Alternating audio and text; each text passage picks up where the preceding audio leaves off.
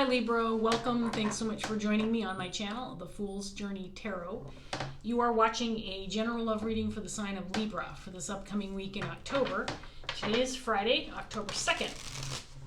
So I want to say a quick happy birthday to anybody out there who is celebrating, either in the recent past, now, or in the near future.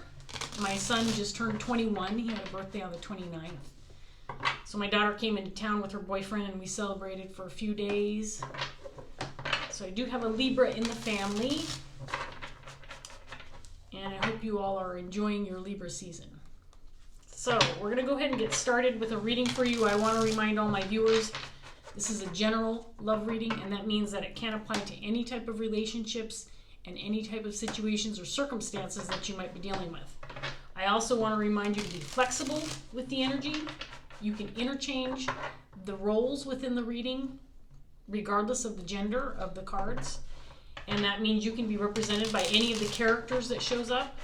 This means you might feel like I'm reading for you, but you could feel like you're cross-watching. Parts of the reading may resonate, other parts may not. So take what does and leave behind what doesn't. My hope is that you gain something positive out of this reading. I hope you enjoy it, but I hope it's beneficial to you also. So let's go ahead and get started. I'm going to give this first deck one more good shuffle, and then we're going to see what's in the cards for Libra for this coming week in October. Here we go. We're going to start off with the King of Cups in reverse. 10 of Cups in reverse. The Sun. 4 of Cups.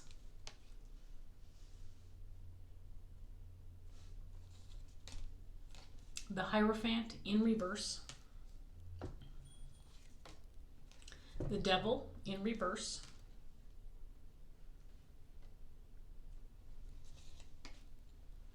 The 7 of Swords in reverse. And then we have the 10 of Wands in reverse.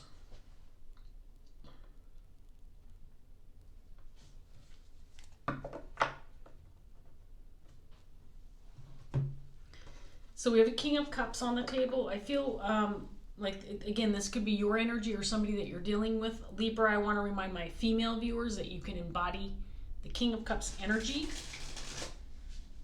It's just about the energy of this person.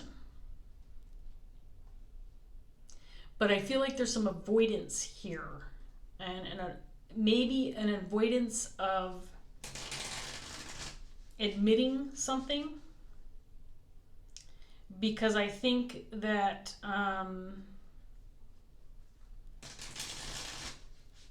there was something that went wrong and it was purposeful. In other words, somebody's poor behavior or actions resulted in something undesirable. And I think that this king is avoiding accepting responsibility, or maybe admitting what he knows to be true. If he's not directly responsible for whatever this is, then he's avoiding admitting what he knows to be true. In other words, there's something unpleasant going on here, and it was purposeful. In other words, whoever's responsible knows that they were responsible, but they could potentially be avoiding accepting responsibility or admitting that, either to themselves or to others, or both. Let's get some more cards out here. We have the Chariot in reverse. The Queen of Swords in reverse.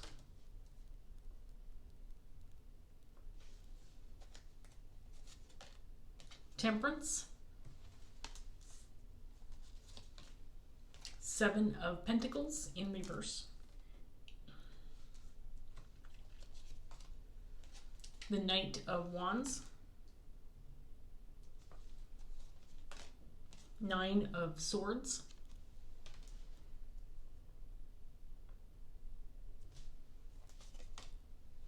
Six of Swords in reverse. And then we have the Hierophant, this time in the upright position.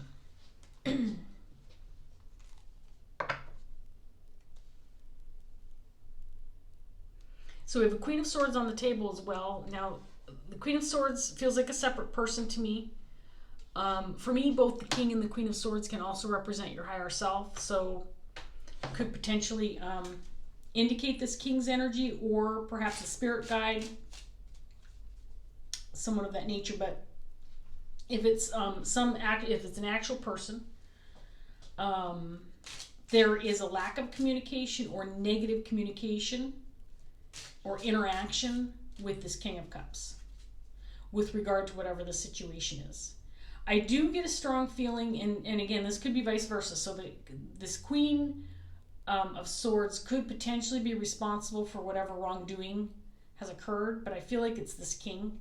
So if that doesn't resonate for you, you can certainly switch the roles around. Like I said, be flexible with the energy. But I feel like there's a lack of progress being made because there is a lack of willingness to admit responsibility. And that is occurring in the form of emotional detachment or emotional unavailability. I hope that makes sense.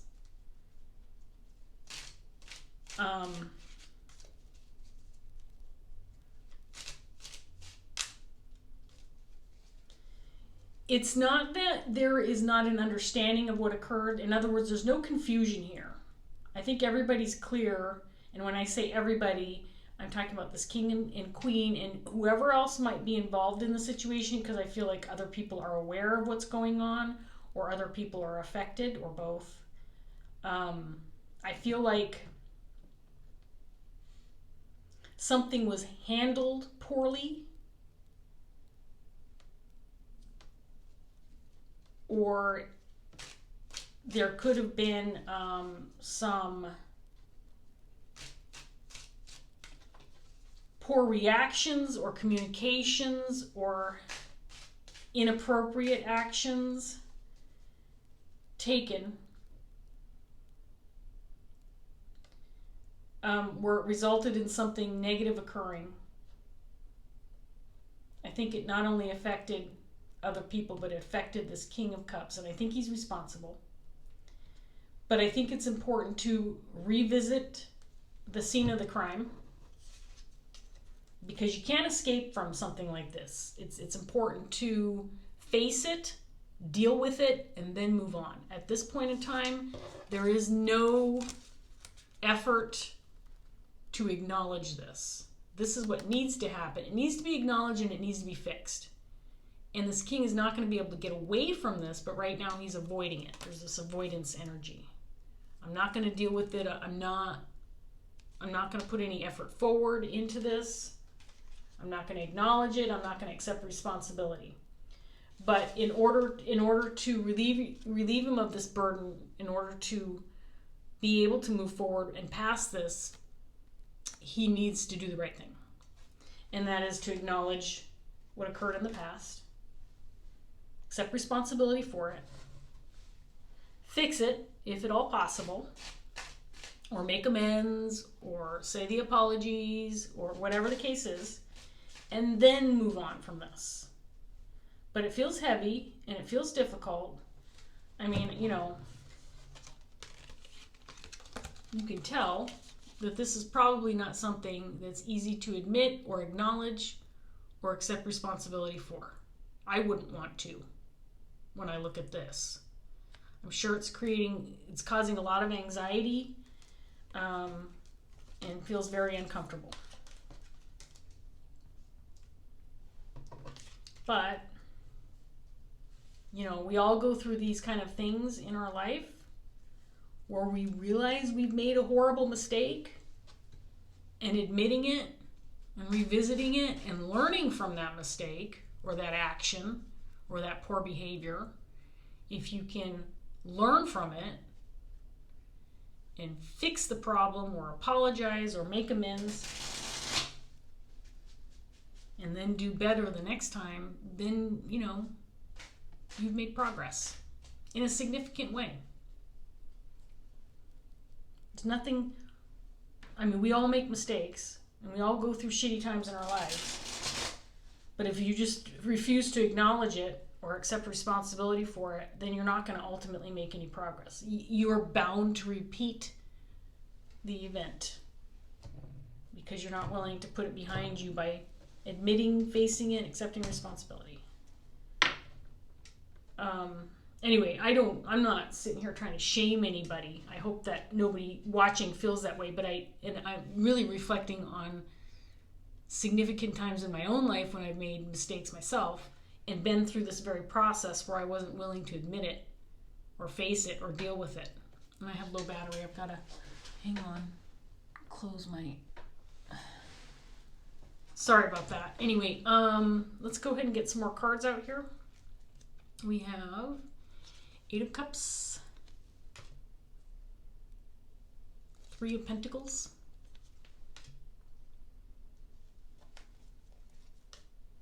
Ace of Pentacles, the Star, King of Pentacles, the Lovers,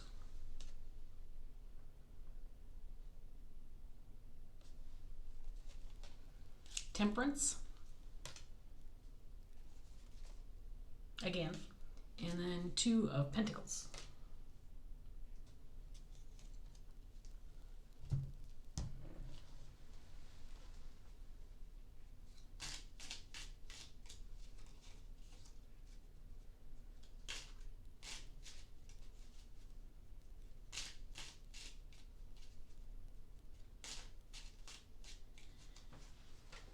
Okay, so this reading really is all about dealing with, let's call it the dark night of the soul, right? Everybody has dark nights of the soul throughout their life, but this feels like one to me, and it feels like one that this King of Cups is needing to work through. This Queen of Swords feels like somebody that could be attached to this King of Cups who may be able to help him and work with him, help him work through this, and then ultimately move past it. But I don't know that there's cooperation right now between these two. At the very least, I'm not sure if there is productive communication between these two. But I think that there could be. I think what happened was, and I think the thing that's probably the hardest for this king to admit, is that he affected a relationship or more than one significant relationship where he was perceived to be, and maybe had been, a very loyal, compassionate, trustworthy, dependable individual within this relationship. And I think he acted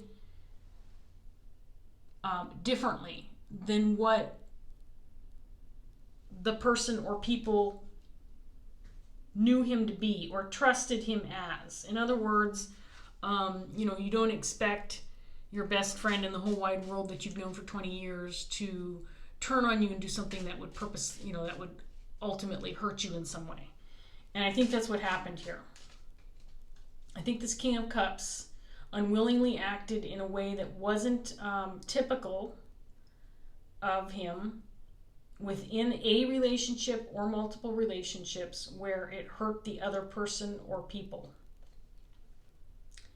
And what needs to happen is acceptance and a willingness to accept responsibility more than anything else. Let me get some cards out here for Libra. We have the Sun, this time in reverse. 4 of Wands in reverse. 6 of Swords again, this time in reverse. Or it's in reverse over here also. The Hierophant for the 3rd time in reverse.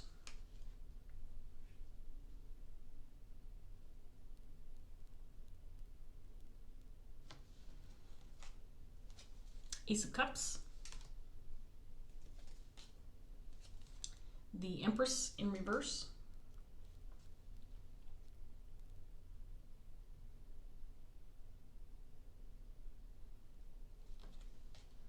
the Fool in reverse,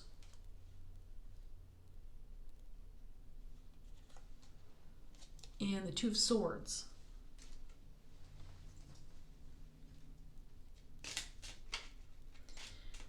Okay, so I think that there is one specific connection or relationship that was affected by the situation, and I think it is tied to this Queen of Swords and this Empress energy that's on the table. I think that whatever occurred was damaging to the relationship and caused it to become unstable. I'm not sure that this King of Cups is aware of how to fix the situation, or if he can. And that could be part of the avoidance, is that he's not sure he can repair the damage or make up for the damage. In other words, he's avoiding the idea of hope that things can be better because he doesn't think that he can actually attain that. Make up for it. That it might not be possible. But I'm here to tell you the cards are saying that it is. And not only is it possible, it's necessary. Well, it may be difficult to think about returning to the scene of the crime, we'll just call it that. It's difficult to think about that being the next step forward, but it is. And it's the only step forward. It's the only decision that can be made. There needs to be some admittance. There needs to be some acceptance. There needs to be some responsibility held.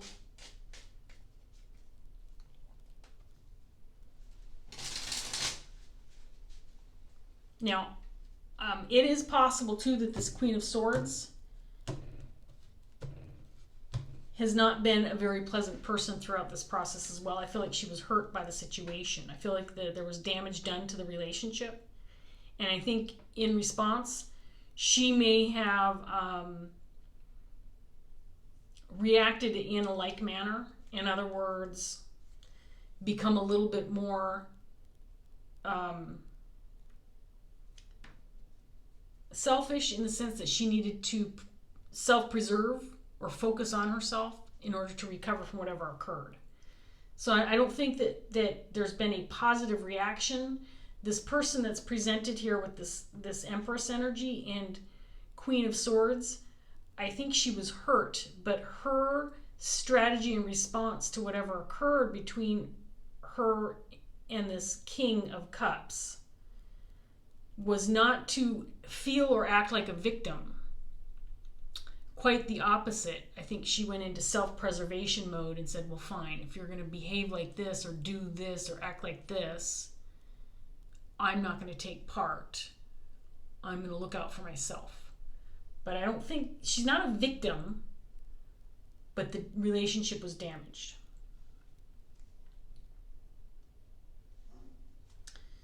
So we have the Eight of Swords in reverse, the Two of Wands in reverse,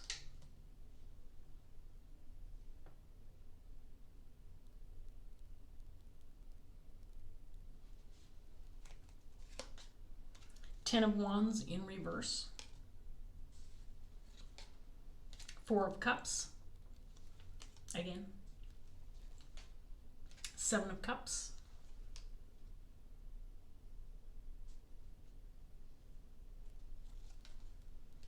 Page of Wands, Queen of Wands,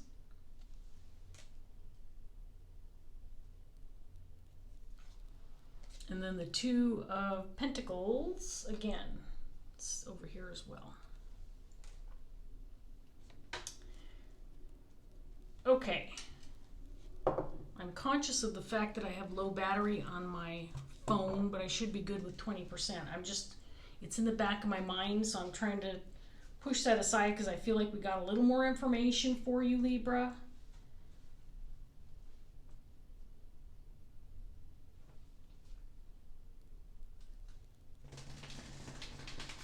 So I think that there is another person that's shown up in this reading. It may be this Queen of Swords, but I feel like it's somebody different. I feel like it's this Queen of Wands feels like somebody who could potentially be someone who can take action in order to get this king back on track. In other words, it might be somebody who can help him in some manner, or make arrangements for him, or do some some legwork for him. In other words, maybe getting some tasks done, or making some phone calls, or making some arrangements. But I feel like this Queen of Wands is instrumental in potentially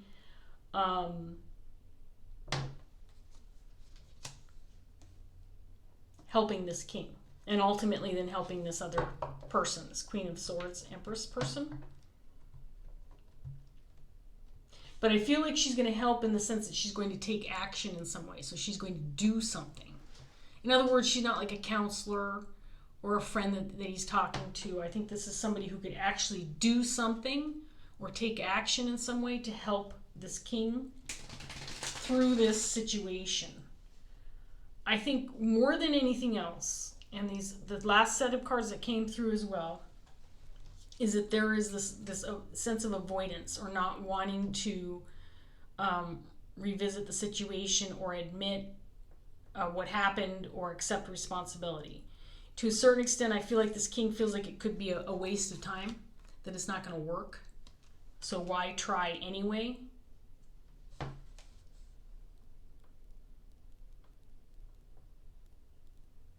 Because I do feel like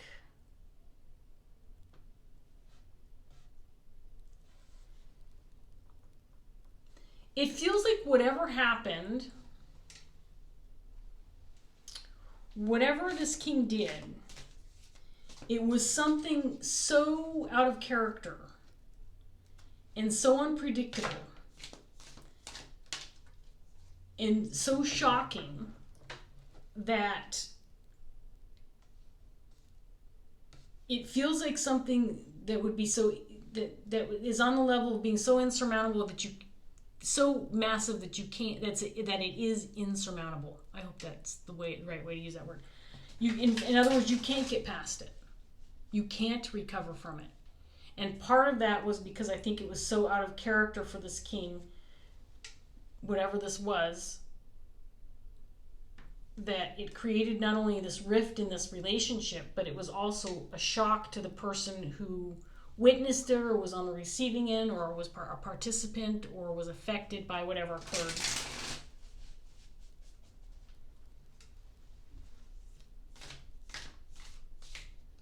And so, like, for example, if this king went forward and tried to open up communication with this queen and start off with an apology, or trying to explain himself, something of that nature, he may not feel like he will be received.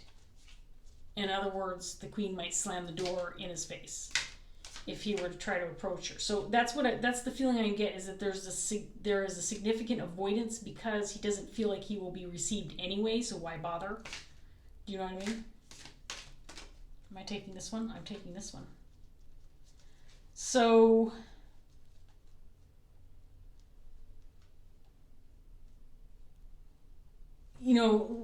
as with many of the readings I do, one of the things that I think I feel more significantly than anything else is this need for communication, is this need to at least attempt to make a connection and communicate in a manner that will be productive. Obviously, I mean, you can communicate, but you have to be prepared to do it in a manner where there's going to be some kind of positive outcome from the communication, right? So if you go into it with this attitude, no, it's not going to work, so-and-so is not going to even open the door for me, they're not going to listen to, if you approach it in that manner, it's probably not going to turn out well, because already in your head you're setting yourself up for failure, right?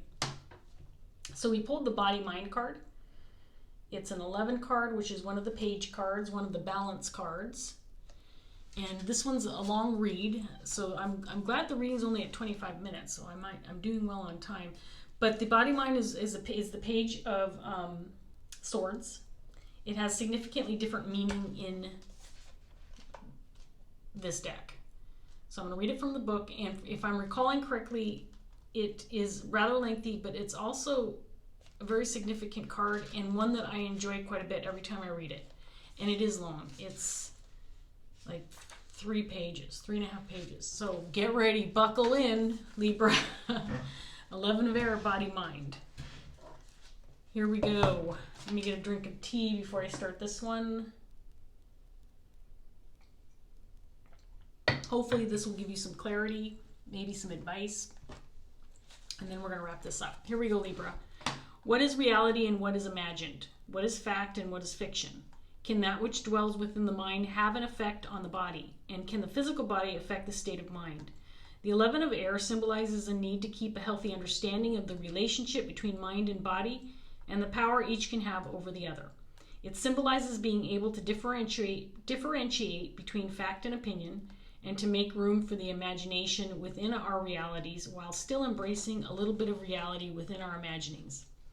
This may be a challenging card for some because the eyes can only see what the mind is willing to conceive. So the more rigid the mind, the more difficult it is to accept how much influence and power the mind and body have over each other. If the mind is unwilling or limited, then understanding is difficult and acceptance in some circumstances may be impossible. We all know someone who, no matter how many times they are offered facts, not opinions or theories, still cannot believe unless they witness it with their own eyes or experience it personally, and even then they still might not believe it. They are complete skeptics. Then there are others who are open to everything and question nothing. They would believe you if you were to tell them that you did not see a blue sky above but instead saw a pink one. Yes, there are actually people who see and perceive colors differently, but this person is so open-minded that they would not consider that a lie is offered.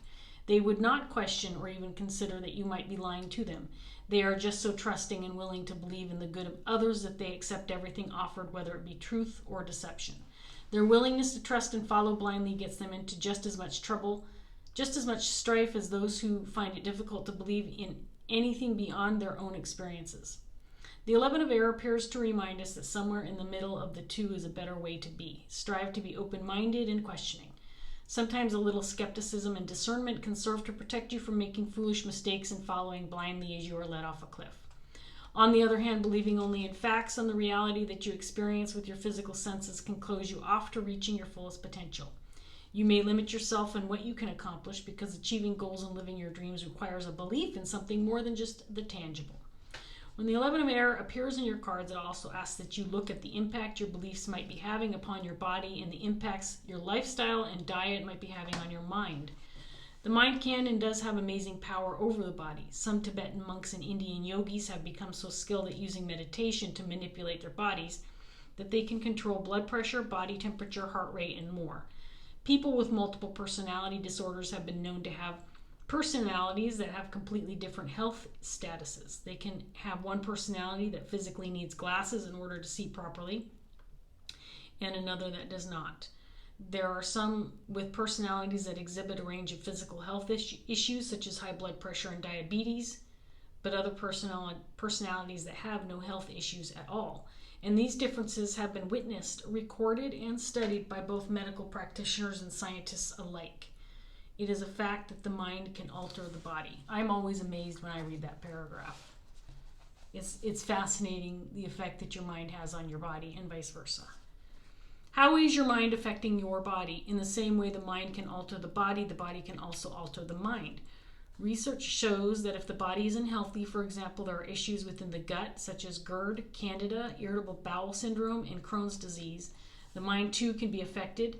Imbalances within the gut can lead to depression, anxiety, irritability, hyperactivity, an inability to focus or concentrate, and memory lapses. Pain and inflammation can also have similar effects upon the mind, especially if they impact on the ability to sleep. How is your body affecting your mind? It is important to understand that what you believe in your mind can have an impact on your body, and what you do to your body can have an impact on your mind. Just like the Indian yogis and Tibetan monks, you have it within you to have so much more control than you might believe. And sometimes the biggest changes can be made by just learning to see a positive lesson within a negative experience, or telling yourself that you can and will instead of you can't and should not. You can do almost anything you set your mind and body to doing. The 11 of air also addresses the subject of fact and opinion and discerning between the two. We all have opinions, and those opinions may be valid if based on knowledge and personal experience. But opinion and fact are not the same thing. A fact is something that has proven to be true, that has been proven to be true, and that truth is based in certainty and constancy. It is a fact that night follows day. It is a fact that we live on a planet that is made up of oceans and land masses. It is a fact that rain falls from the sky. It is a fact that rainbows are created when light shines through water particles. A fact is something that cannot be disputed.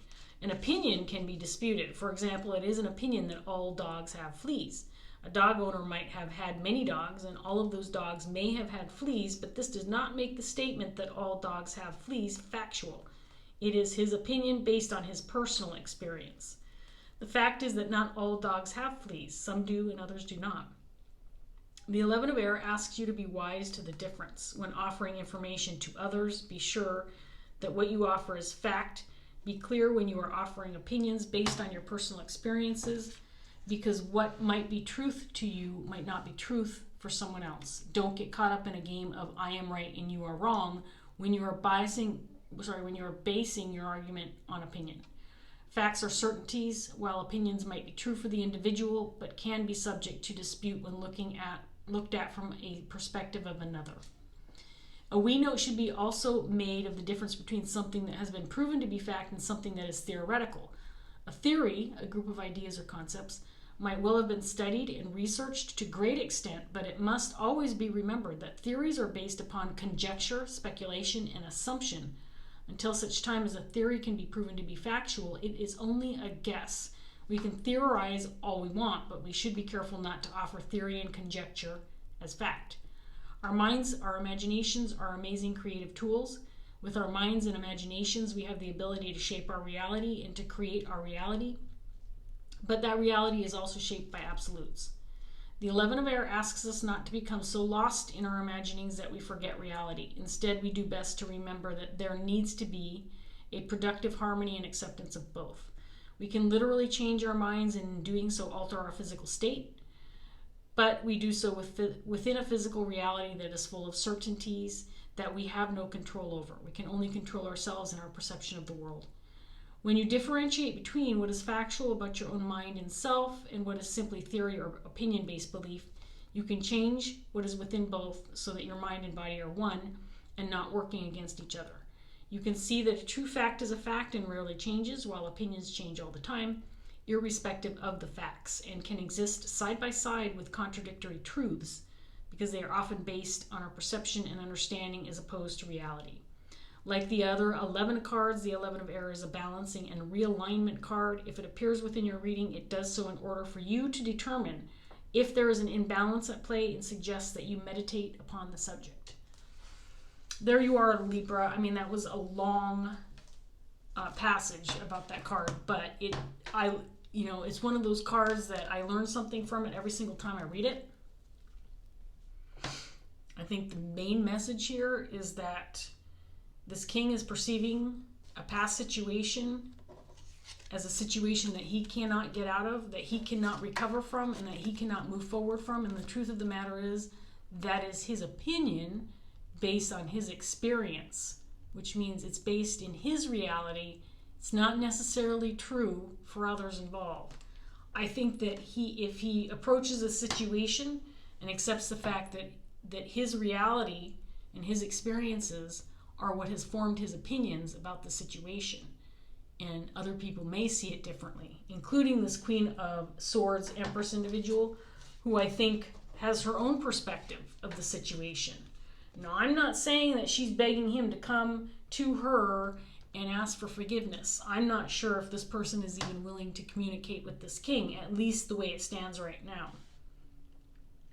I think there needs to be a change of perspective or an acceptance of different perspectives, and a willingness to revisit the situation, possibly with the help of an outsider, in order to bring balance back into the situation and back into this relationship, which is absolutely doable. But the number one point to be made here is it's also the right thing to do and the only choice that needs to be made, because things need to be made right. And it's possible. Everybody makes mistakes. As long as you're willing to admit them, accept responsibility, and make amends for what you've done, not only are you fixing the situation, but you're learning from it. So anyway, Libra, I'm going to leave that here. I hope that this reading was helpful. I hope that you enjoyed it. I hope it resonated. If it did, please like, share, subscribe, leave a comment if you want to share your story. I always love to read those. Thanks so much for joining me. Happy birthday again, and I'll see you next time. Bye, Libra.